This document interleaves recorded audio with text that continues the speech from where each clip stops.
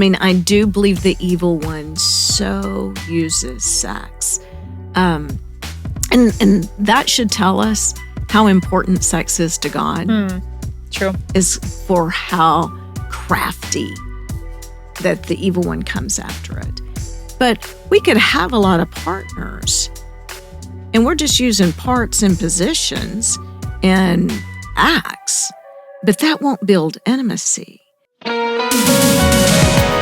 This is Ryan and Michelle, and welcome to the Celebrate Marriagecast, where we hope to restore and reclaim godly marriages through honest and real conversations. Welcome to our show. We are so proud of you for taking this time to invest in your relationship. And we have a guest of the show back, Debby Wade. She is a licensed family and marriage therapist, a certified sex therapist, and a CSAT. We are so glad to have you back on our show, Debby. Welcome. This is just so exciting to be here from Montana. To get sit here in South Dakota with y'all. Live in person. Yeah. Love it. There's no technology delay. No. You're just live in the studio. Yes. Live studio guest today. And we are talking about myths. So you were here Right. for a date night, and we had a great show where we unpacked all the questions that the audience members had Right. submitted anonymously. And that was such a great episode. But you have a list of myths around sex that people, that we hear, that people believe. And there are 20 questions on here. As a team, we thought we would go through 5. And then as we started circling them, we realized that there are 10 that we're going to try to go through. Okay. So we thought we would do quick, short answers to these, and we'll see if we can get through these 10, because they're all really interesting myths that we've been trained to believe. Right. Yeah. We'll make them quickies. Yeah. There you go. Here we go. That's great. All right. It's going to be a fun show. I think so. Here we go. I'm going to kick it off. Number 1, women don't enjoy sex as much as men. That's a complete myth. There's many women who enjoy sex just as much as men. Many women are the high desire partner in the marriage. Awesome. All right. And don't you think even if they're lower desire, they still enjoy it? Yes. Yeah, lower desire doesn't mean that they don't enjoy it as much as men. They may have a lower desire, or they may be receptive desire. Just because they're not initiating doesn't mean they're not enjoying it as much. Perfect. Myth debunked. All right. Okay, next one. Penis size determines manliness and ability as a lover. That is absolutely false. I think, could it matter to somebody? Maybe.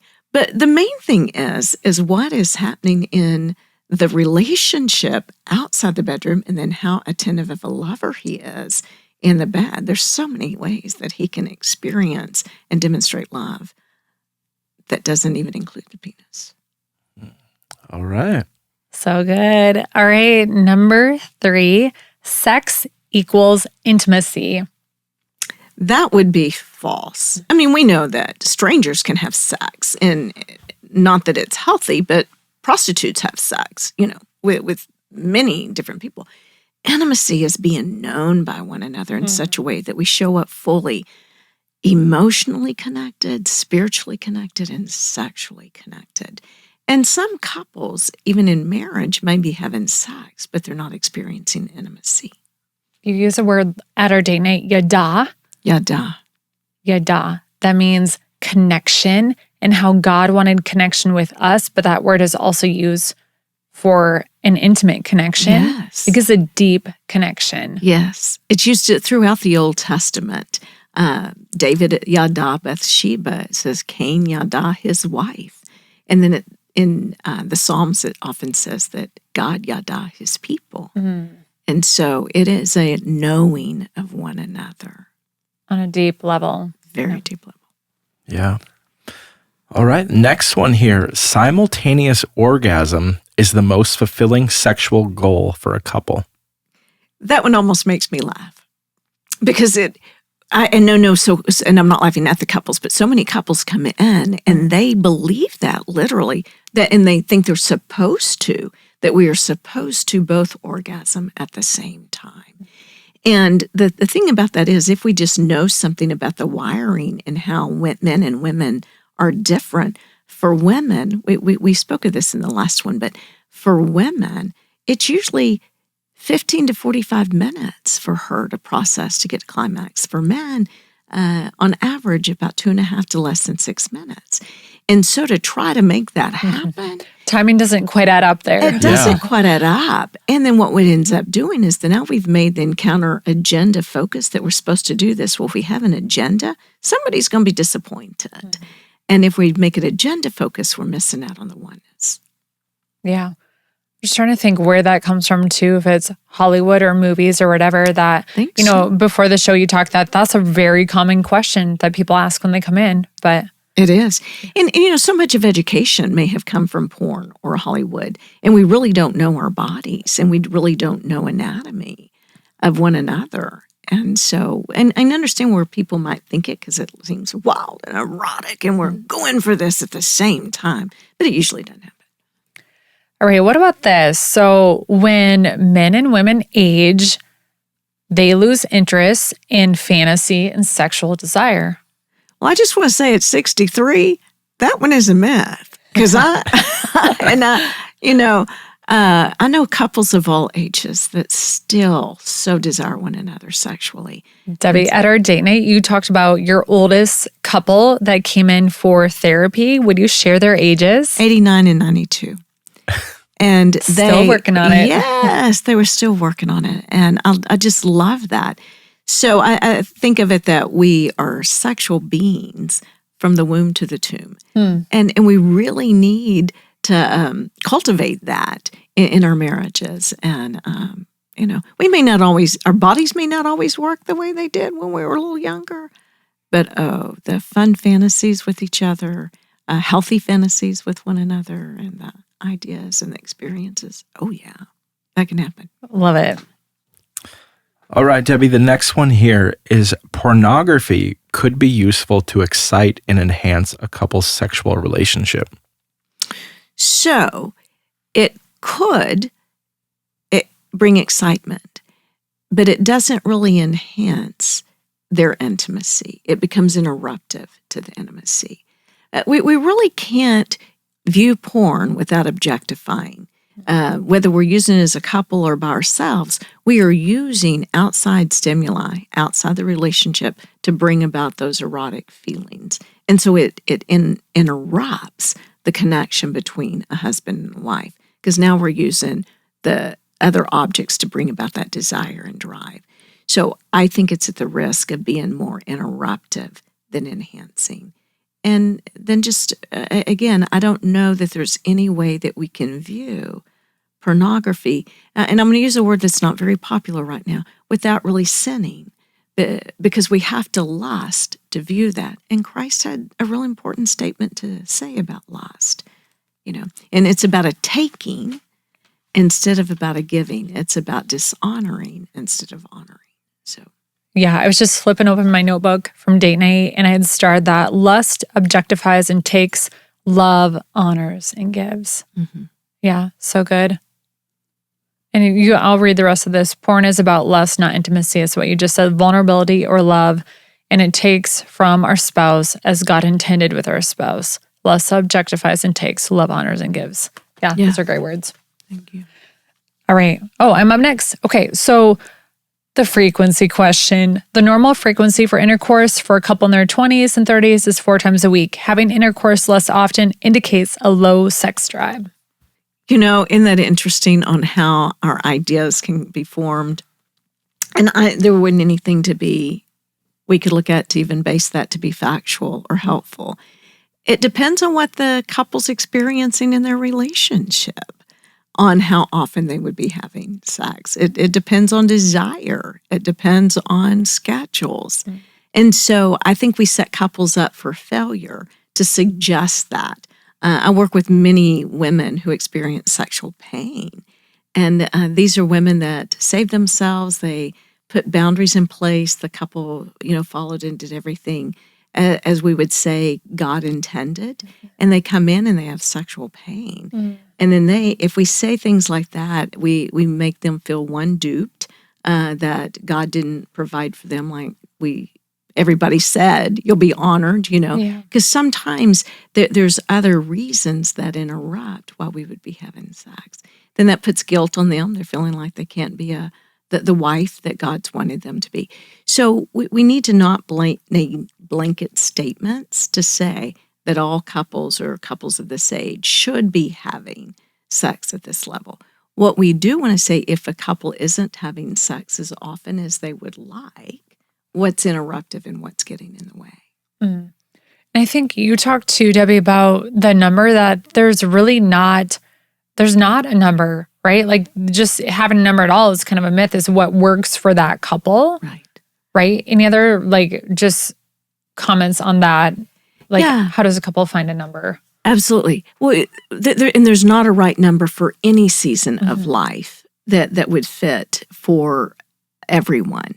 And so I think it's, again, we look at if we're not having it frequent enough and it's creating too much anxiety for one spouse, or if there's a demand for it to happen a certain amount of time that doesn't fit the lower desire, that can create anxiety in there. And so for couples to sit and talk, what helps us to not keep creating anxiety for one another, and what helps us to come together that allows sex to be comforting and connecting for us. And the couple coming up with the number that tends to work best, but also realizing that's not set in stone, and that one may need to say no for some reason or the other. And it may be due to fatigue or not feeling good, or there really could be a headache involved, that and there needs to be power in the no, because if we can't have power in the no, we can't have power in the yes. Yeah. And so learning that even if one needs to say no to the set frequency for whatever reason, that the spouse that's receiving the no doesn't get pouty or mad or mean because they received a no. Yeah, I think this is such an interesting question, just probably more personally, of I think there's this myth that, you're in your 20s and your 30s and you're having sex all the time.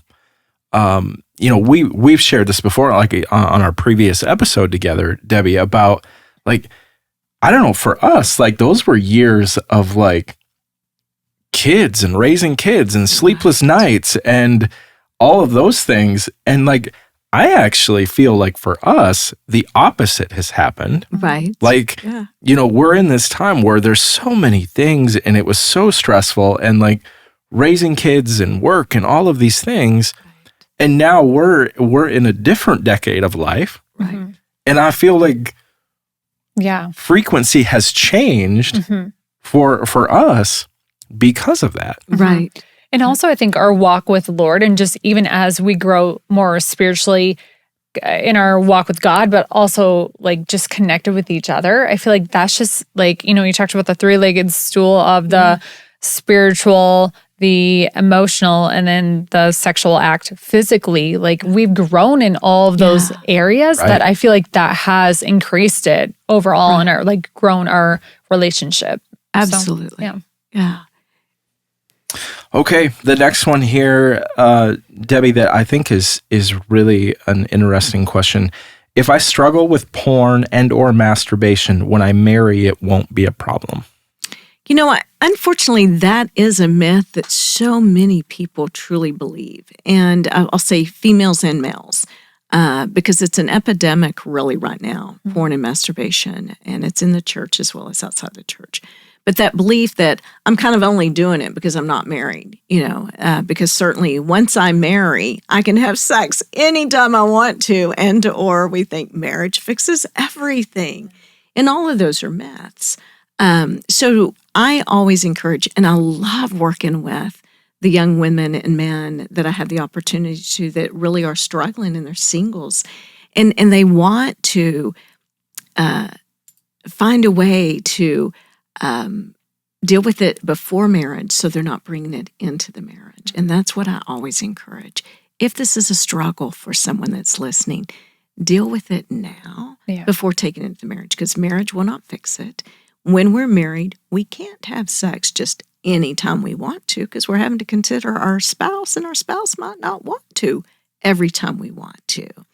And then typically, porn and masturbation, there's an underlying issue.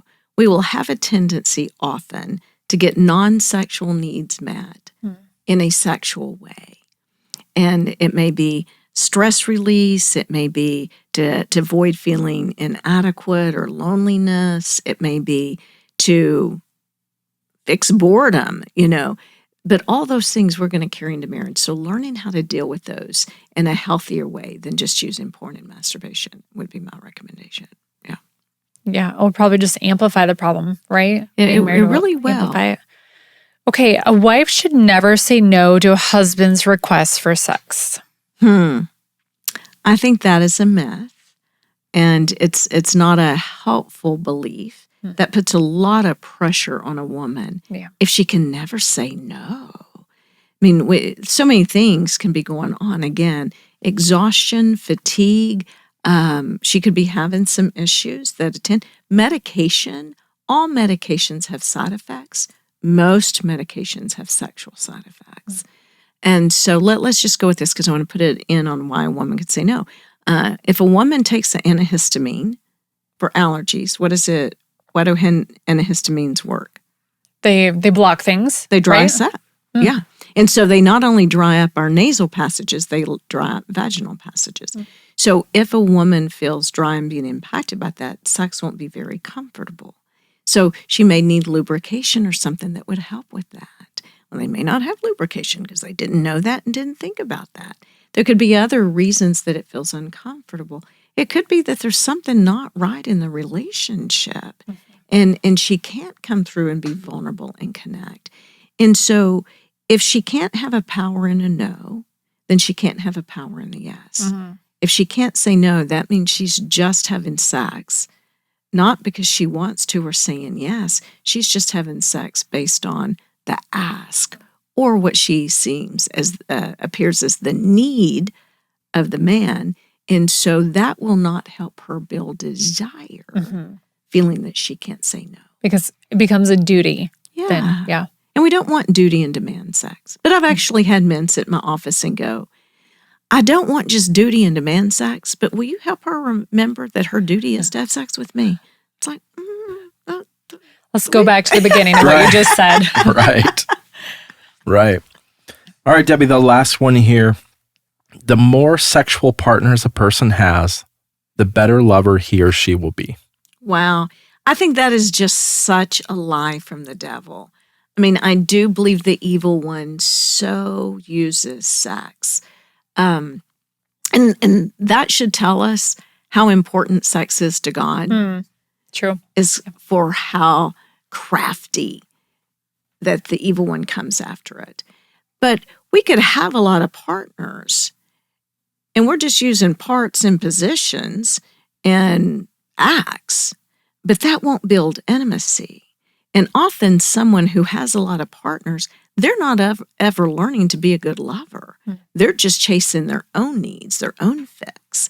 And so just because you have a lot of partners does not mean that you will be a good, attentive lover. And often I think that can be interruptive.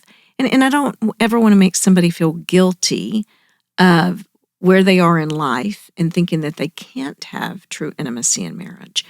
But the more partners often that one has had, the more risk for diseases, the more risk for possible abuse or negative experiences, then those negative experiences get paired with our sexuality, and then they may keep showing up. And that doesn't benefit for us wanting to have a positive experience in marriage. And so if someone's single, I would really want them to know. Yeah. Please don't think that's a good training ground. And then typically, even if it's just one partner, what a person is experiencing in a relationship sexually prior to marriage is usually never a good indication of what the sexual experiences will be like after marriage. Yeah, it's a good word. Debbie, if someone is listening and they're in one of these situations where maybe they have been, viewing pornography or, masturbation or many sexual partners, I want them to know that there is help and there's healing and there's restoration. Absolutely. What is your recommendation for them if they're like, oh my gosh, I want what God has in store for me in my future marriage or my marriage now, and that was me? What's our first step? I if think they've fallen into some of these myths. I love it that you're asking that, because that's showing that you're caring and having empathy on those. I think the very first step is finding someone that's safe, same sex, to confide in.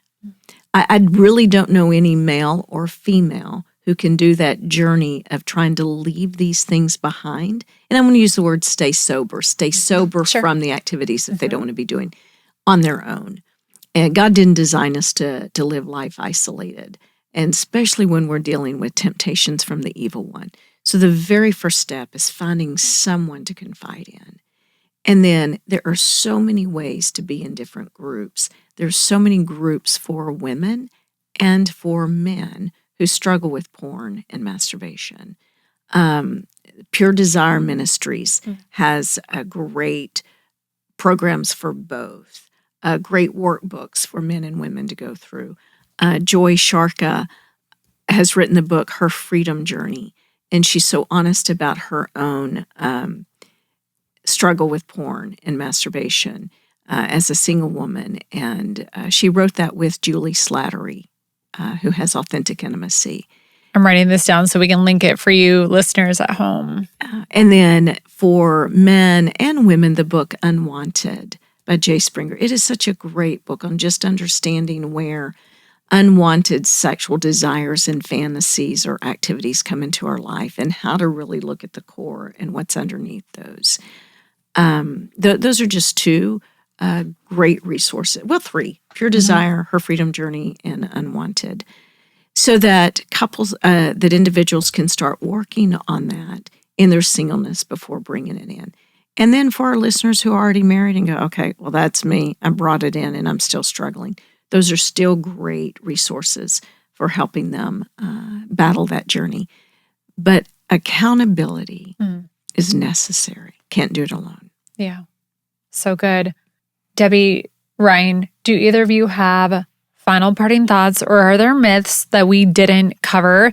We promised you a short, quick show, and we did do it, but I don't want to leave anything else uncovered here. Final thoughts, guys? Yeah, I mean, I just think where you get your information is so important. It is. And I think so much of this has been ingrained from different things, and it's just so important that you have the right source. Right. And that couples or individuals, one, but then their couples are willing to participate in reading or listening to the right sources. Juli Slattery's book, God, Sex, and Marriage, is a great book for couples to read together. Michael Seitzma and Shaunti Feldhahn's book, Sex and the Secrets of Marriage, is a great book for reading. Doug Rosenau's book, Total Intimacy, is a great book and resource.